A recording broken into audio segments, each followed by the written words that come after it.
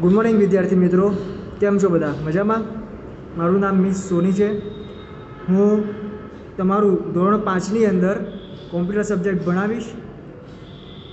तो आपणे कॉम्प्यूटर सब्जेक्टनी चोपड़ी आ प्रमाणेनी छे, जे आपणे लाववानी आ वर्षे आ बुकने फॉलो करवानी रहे छे। आ बुक छे आपणी पासे, बराबर। तो आ बुकनी अंदर आपणे टोटल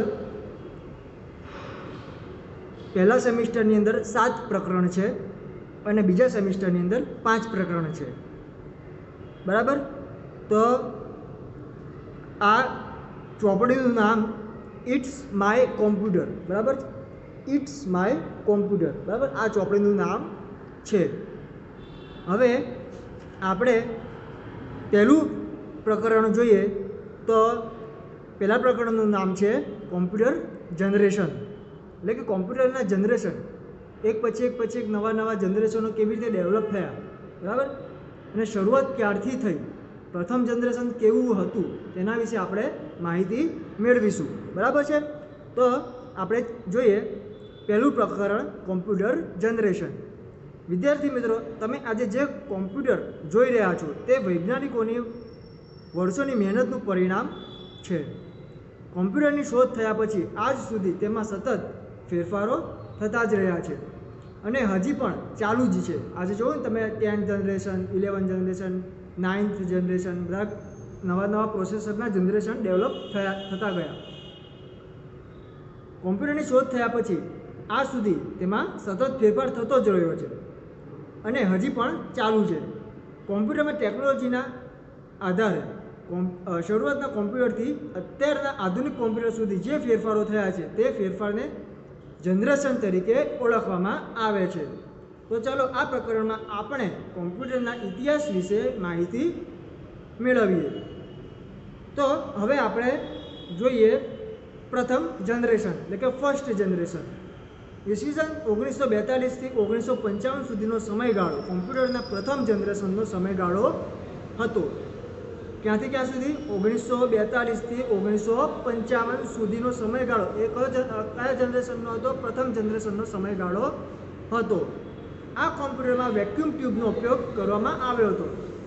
આ કોમ્પ્યુટરમાં શાનો ઉપયોગ કરવામાં આવ્યો હતો? Vacuum tube.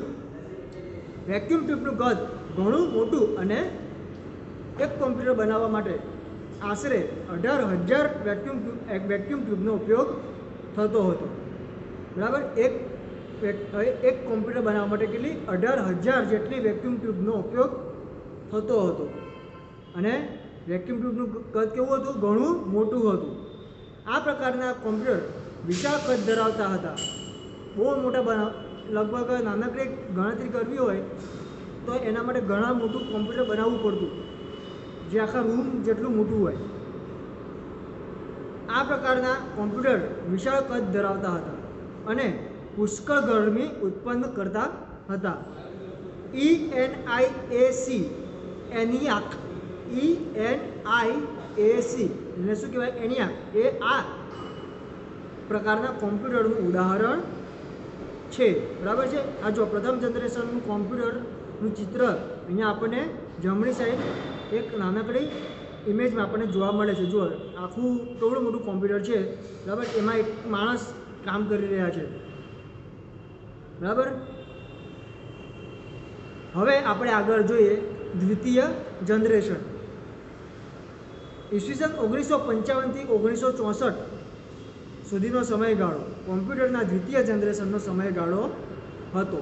કયું? 1955 થી લઈને 1964 સુધીનો સમયગાળો એ દ્વિતીય જનરેશનનો સમયગાળો હતો। આ સમય દરમિયાન વિલિયમ બી શોકલી નામના વૈજ્ઞાનિકે ટ્રાન્ઝિસ્ટરની શોધ કરી। શાની શોધ કરી? ટ્રાન્ઝિસ્ટર। ટ્રાન્ઝિસ્ટરનું કદ વેક્યુમ ટ્યુબ કરતાં ઘણું નાનું હતું। ટ્રાન્ઝિસ્ટર વાપરવાથી કોમ્પ્યુટરનું કદ ENIAC કરતાં લગભગ અડધી સાઇઝનું થઈ ગયું, એટલે પહેલાં કરતાં થોડુંક નાનું થઈ ગયું। વેક્યુમ ટ્યુબ કરતાં. IBM 1404, IBM 1000 એ આ પ્રકારના કોમ્પ્યુટરનું ઉદાહરણ છે. એટલે કે IBM 1404 અને IBM 1000 એ આ પ્રકારના કોમ્પ્યુટરનું ઉદાહરણ છે. એટલે કે આ જે IBM 1404 અને IBM 1000 છે એ મોડલ છે. એ લોકોએ મોડલ બનાવે, જેમ અત્યારે આપણે આવે છે ને મોડલ સિરીઝ, એ પ્રમાણે એ લોકોએ IBM કંપનીનું આ એક કોમ્પ્યુટર ડેવલપ કર્યું હતું, જેનું આ નામ આપેલું છે. બરાબર. જો આપણે અહીંયા એનું આપણે ઇમેજ આકૃતિ અહીંયા જો આપણે બાજુમાં જમણી સાઈડ આપેલી છે નાનકડી, જો એમાં આ પ્રકારનું કોમ્પ્યુટર હતું. બરાબર. હવે આવે છે તૃતીય જનરેશન, એટલે કે થર્ડ જનરેશન. ઈસવીસન 1964 થી 1975 સુધીનો સમયગાળો કોમ્પ્યુટરના તૃતીય જનરેશનનો સમયગાળો હતો. કયું? 1964 થી લઈને 1975 સુધી. એ કયું જનરેશન હતું? તૃતીય જનરેશનનો સમયગાળો હતો. આ સમય દરમિયાન ઇન્ટિગ્રેટેડ સર્કિટ, એટલે કે IC ઇન્ટિગ્રેટેડ સર્કિટની શોધ થઈ. કોમ્પ્યુટર બનાવવા માટે જુદા જુદા સાધનોને સિલિકોન ધાતુની ચિપ પર ભેગા કરવાનું ઇન્ટિગ્રેટેડ સર્કિટના કારણે શક્ય બન્યું, જેને કારણે કોમ્પ્યુટરની સાઇઝમાં ખૂબ જ ઘટાડો થયો, તેમજ એક ટેબલ ઉપર મૂકી શકાય તેવા કદનું કોમ્પ્યુટર તૈયાર થયું.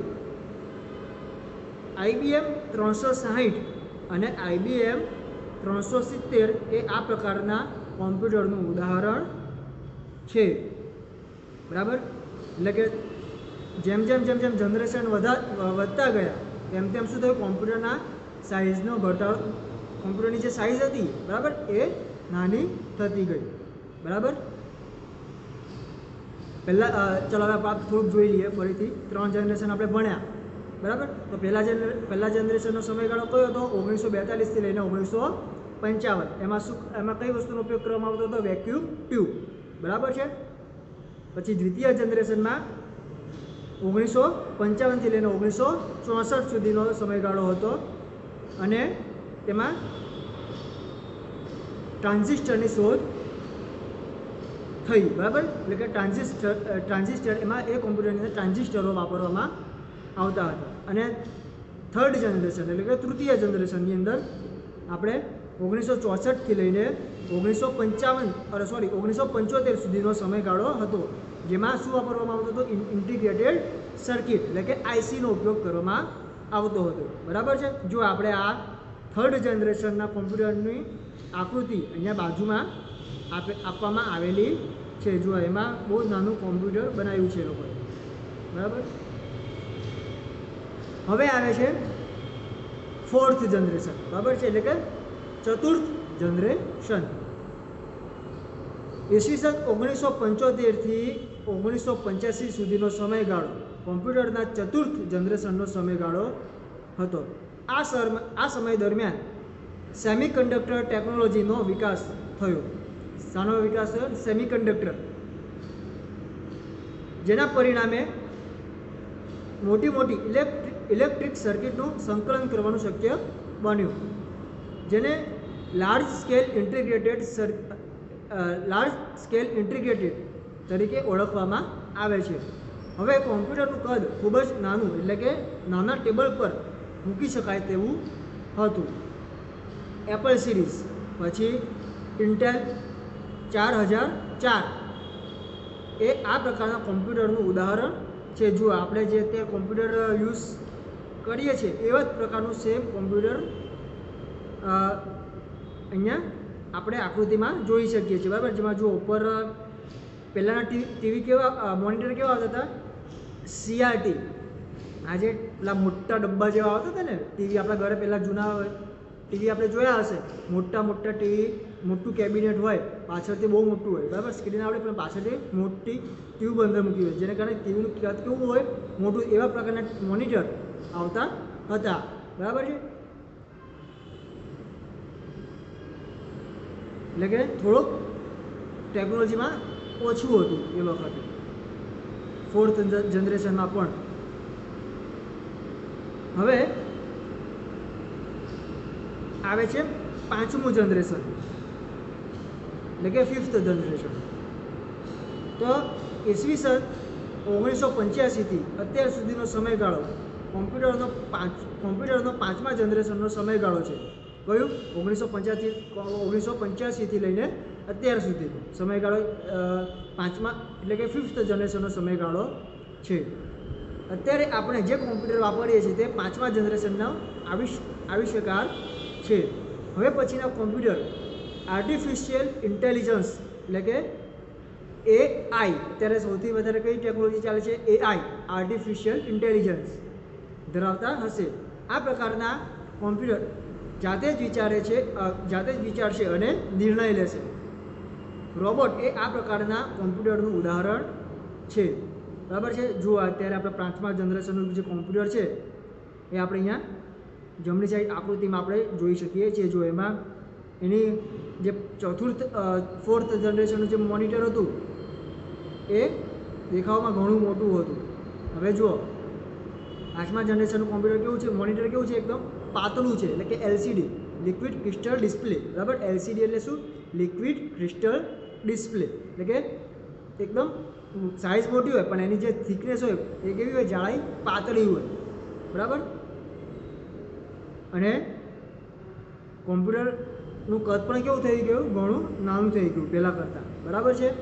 તો આપણે આજે પહેલા પ્રકરણની અંદર શું શીખ્યા? કોમ્પ્યુટરના જનરેશન, કોમ્પ્યુટરના 5 જનરેશન વિશે આપણે શીખ્યા. હવે આપણે સવાલ જવાબ જોઈએ. નો સમય કોમ્પ્યુટરના ખાલી જગ્યા જનરેશનનો સમયગાળો હતો. એ પ્રથમ, બી દ્વિતીય, સી તૃતીય. જવાબ છે એ પ્રથમ. 2. પ્રથમ જનરેશનના કોમ્પ્યુટરની બનાવટમાં ખાલી જગ્યાનો ઉપયોગ થતો હતો. એ પ્રોસેસર, બી વેક્યુમ ટ્યુબ, સી ટ્રાન્ઝિસ્ટર. શું આવશે જવાબ? બી વેક્યુમ ટ્યુબ. 3. ખાલી જગ્યા એ પ્રથમ જનરેશનનું કોમ્પ્યુટર હતું. શું એ ENIAC, પછી બી પેન્ટિયમ 4, સી એપલ. શું આવશે જવાબ? એ ENIAC. 4. ENIAC ખૂબ જ વિશાળ કદના અને પુષ્કળ ગરમી ઉત્પન્ન કરતા હતા. પછી ખાલી જગ્યા છે તો એમાં જવાબ આપવાનો છે એ સાચું કે બી ખોટું. શું આવશે જવાબ? એ સાચું. 5. ખાલી જગ્યા એ ટ્રાન્ઝિસ્ટરની શોધ કરી. Bill Gates, Charles Babbage, C William B Shockley. તો શું આવશે જવાબ? C William B શોકલી. 6. ટ્રાન્ઝિસ્ટરનું કદ વેક્યુમ ટ્યુબ કરતાં મોટું હતું. શું આવશે જવાબ? સાચું કે ખોટું? શું આવશે જવાબ? ખોટું.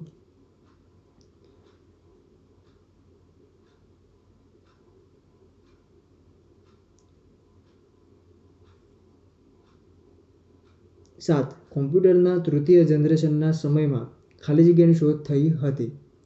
એ વેક્યુમ ટ્યુબ, બી એસી, સી આઈસી. શું આવશે જવાબ? C IC. 8. IBM 360 એ ખાલી જગ્યા જનરેશનનું કોમ્પ્યુટર હતું.